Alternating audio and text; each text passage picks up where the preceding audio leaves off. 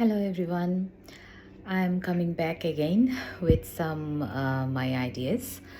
Last time আমি যে ভিডিওটা করেছিলাম ওটাতে আমি আসলে ইংরেজি কীভাবে কথা বলবেন, আপনি ইংলিশে স্পিকিং করবেন, কথা বলবেন, সেই বিষয়ে আমি একটা ছোট ভিডিও করেছিলাম।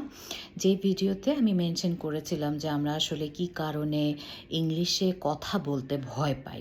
মূলত ভয় থেকেই আমরা ইংরেজিতে কথা বলতে চাই না, বা আমরা সচরাচর ইংরেজিতে কথা বলি না। সেই কারণে আমি আজকে একটা ছোট্ট ভিডিও আরেকবার আমি শেয়ার করতে চাচ্ছি। আজকে শুধু আমি কমিউনিকেটিভ ইংলিশ নিয়ে কথা বলবো। যেটা দেখা যায় আমরা বিভিন্ন ইন্টারভিউ দিতে যাই, ইন্টারভিউগুলো যখন দিতে যাই তখন আমাদেরকে ইংরেজিতে কোশ্চেন করা হয়। তখন ম্যাক্সিমাম টাইমে আমরা সেগুলো রিপ্লাই দিতে পারি না, কারণ ওই যে ভয় থেকে আমি রিপ্লাই দিতে পারি না, এবং প্রপারলি ইন্টারভিউ বোর্ডে যা জিজ্ঞেস করা হয় তা অ্যাপ্রোপ্রিয়েটভাবে বলতে পারি না বলেই আমরা কিন্তু এগুলো ফেস করে থাকি।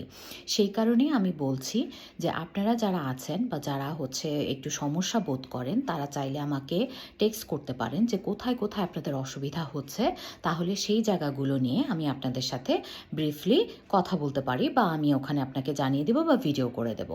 আজকে যে বিষয়টা বলতে চাচ্ছি ইন্টারভিউ কমিউনিকেশনের ক্ষেত্রে ইংরেজিতে আমরা যখন কথা বলি, কথা বলতে গেলে আমাদের মুখের কথাগুলো আটকে যায়। লাইনে আমাদের যে মুখের এই লাইনটা, এখানে আপনি যখন বাংলা কথা বলেন, আমরা যখন প্রচুর কথা বলি তখন বাংলা কথা বলে মুখের কথাগুলো সুন্দরভাবে বের হয় বা আমরা কথা বলতে পারি। কিন্তু যখন ইংরেজিতে কথা বলতে চাই তখন আমরা ভয় পেয়ে যাই বলে আরও বেশি সমস্যা হয়, এবং ইংরেজিতে কথা না বলার কারণে আপনার এই জায়গাগুলো যে স্টিক হয়ে যায়। এই কারণে আপনি তখন কথাও বলতে পারেন না। সো প্রথমে আমাদের যে কাজটা করতে হবে, ছোট ছোট কথা বলতে হবে। যদি আপনি ছোট ছোট ল্যাঙ্গুয়েজ বা ছোট ছোট ওয়ার্ড, আপনি একটা লাইন, একটা সেন্টেন্স প্রতিদিন পড়েন অথবা একটা পত্রিকা পড়েন, তাহলে যেটা হবে কথা বলার যেই জড়তাটা সেটা প্রথমে চলে যাবে। সেকেন্ডলি যেটা করতে হবে সেটা কিছু পডকাস্ট শুনতে পারেন। সেটা নিউজ চ্যানেল হতে পারে, বিবিসি নিউজ চ্যানেল আছে, অনেক চ্যানেল আছে। হয় কি আমরা জার্নিতে যাচ্ছি বাসে করে, গাড়িতে করে, তো যাওয়ার সময় যদি আপনি কিছু পডকাস্ট শোনেন সেটাও আপনার কাজে দেবে। এখন ইন্টারভিউ বোর্ডে আসলে কী জিজ্ঞেস করে, আমি আমার ক্যারিয়ার লাইফে প্রচুর ইন্টারভিউ ফেস করেছি, এবং আলহামদুলিল্লাহ আমি যতগুলো ইন্টারভিউ ফেস করেছি কোনো ইন্টারভিউ বোর্ডে আমাকে কখনো রিজেকশন করেনি বা আমাকে বলেনি যে আপনি বোঝাতে পারেননি যেটা আমি জিজ্ঞাসা করেছি। বেসিক্যালি প্রথম কোশ্চেন করবে যে আপনি কোথা থেকে এসেছেন, অথবা আপনাকে বসার পরে বলবে যে tell me something about yourself. এটা একটা কমন কোয়েশ্চেন থাকে প্রত্যেকটা ইন্টারভিউ বোর্ডে। যখন যাবেন, যাওয়ার পরে জিজ্ঞেস করবে tell me something about your self.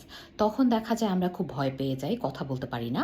তো সেই ক্ষেত্রে কি করতে হবে, সেই ক্ষেত্রে আপনি আগে থেকে একটু গুছিয়ে রাখতে পারেন যে আপনি কি করছেন বর্তমানে। বেশি ডিটেলস বলার দরকার নাই। আপনার নাম, বর্তমানে আপনি কোথা থেকে পড়াশোনা করেছেন, এবং আপনার সার্টিফিকেট, দেন আপনি যেই বিষয়টা এক্স্যাক্টলি ইন্টারভিউ দিতে গেছেন সেই বিষয়ে যে আপনি কিছুটা জানেন বা কি পোস্টের জন্য দিতে এসছেন সেটা আপনি বললেন। সাপোজ ধরেন আমাকে জিজ্ঞাসা করা হলো যে tell me something about yourself. তখন আমি বলবো যে thank you so much, my name is Mushfiq Akter, I am coming from Mohammadpur, I have completed my graduations and MBA from Southeast University, and currently I'm here applying for customer service, where I know that this is the only one place where I can enlighten people, or giving some people to deliver their service properly. দেখেন, আমি ছোট একটা কথার মধ্যে just আমার নিজের সম্পর্কে বলেও আমি একটু ফোকাস করলাম যে আমি আসলে কাস্টমার সার্ভিস দিতে চাচ্ছি, এবং সেখানে মানুষকে আমি এনলাইট করতে পারবো যে আমার কাজের সাথে আমি তাকে সার্ভিস দিতে পারছি। তাহলে আপনি যদি এখন একজন ইঞ্জিনিয়ার হন, সাপোজ আপনাকে হয়তো সেই ধরনের কোনো কোয়েশ্চেন করা হবে। হয়তো বলা হলো যে আপনি আপনার যেই ডিগ্রিটা নিয়েছেন সেই ডিগ্রির পেছনে আপনি কি কি কাজ করেছেন।